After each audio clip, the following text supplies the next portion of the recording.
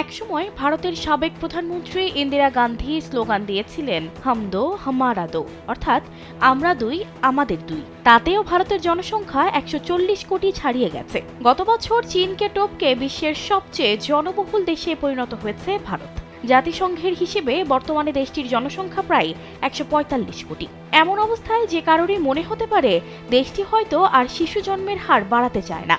তবে বিস্ময়কর ব্যাপার হচ্ছে ভারতের বেশ কয়েকটি রাজ্য জন্মহার বাড়াতে চাচ্ছে। সম্প্রতি দক্ষিণ ভারতের অন্ধ্রপ্রদেশ ও তামিলনাড়ু রাজ্যের নেতারা বেশি সন্তান নেয়ার পক্ষে কথা বলেছেন।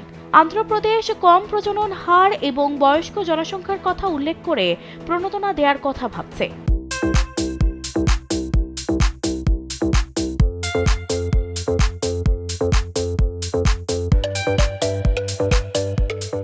রাজ্যটি ২ সন্তান নীতি বাতিল করেছে এবং প্রতিবেশী তেলেঙ্গানা রাজ্য একই পথে হাঁটছে বলে জানা গেছে। তামিলনাড়ুও একই ধরনের পদক্ষেপ আরও তীব্রভাবে অনুসরণের কথা ভাবছেন। ১৯৫০ সালে ভারতে যেখানে প্রত্যেক নারী গড়ে ৫.৭টি হারে সন্তান জন্ম দিতেন, তা বর্তমানে ২-এ নেমে এসেছে। ভারতের ১৭টি রাজ্য ও কেন্দ্রশাসিত অঞ্চলে প্রজনন হার এমন স্তরে নেমে গেছে যা আগামী কয়েক দশক অব্যাহত থাকলে দেশটির জনসংখ্যা আর স্থিতিশীল থাকবে না, কমতে শুরু করবে।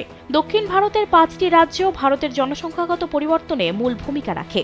স্থিতিশীল প্রজনন হার ধরে রাখতে এই ৫ রাজ্য অন্য রাজ্যগুলোর চেয়ে এগিয়ে আছে। এসব রাজ্যের প্রজনন হার আগে এমন একটা পর্যায়ে ছিল যে যখন জনসংখ্যা সংকোচনের কোনো আশঙ্কাই ছিল না। কিন্তু বর্তমানে এই ৫টি দক্ষিণী রাজ্যের গড় জন্মহার ১.৬-এর নিচে। এই রাজ্যগুলোর প্রজনন হার ইউরোপের অনেক দেশের সমান বা তার চেয়েও কম। তবে রাজ্যগুলোর কর্তৃপক্ষের আশঙ্কা, দেশের বিভিন্ন রাজ্যে জনসংখ্যার ক্ষেত্রে পার্থক্য থাকায় নির্বাচনে প্রতিনিধিত্ব নির্ধারণের ক্ষেত্রে এর প্রভাব পড়বে। রাজ্যভিত্তিক সংসদীয় আসন ও কেন্দ্রীয় রাজস্ব বরাদ্দের ক্ষেত্রেও এর নেতিবাচক প্রভাব পড়বে বলে আশঙ্কা তাদের। ভারত ২০২৬ সালের নির্বাচনকে সামনে রেখে নির্বাচনী আসনগুলোর সীমানা পুনর্নির্ধারণের প্রস্তুতি নিচ্ছে। ভারতে এই ধরনের ঘটনা ১৯৭৬ সালের পর এটাই প্রথম।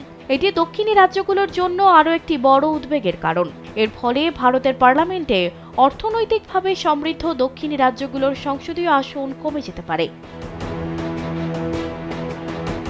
জনসংখ্যা বিষয়ক বিশ্লেষক কে.এস. জেমস এবং শুভ্রাকৃতি আভাস দিয়েছেন, উত্তর ভারতের জনবহুল রাজ্যগুলো যেমন উত্তরপ্রদেশ ও বিহার ডিলিমিটেশনের মাধ্যমে আরও বেশি আসন পাবে।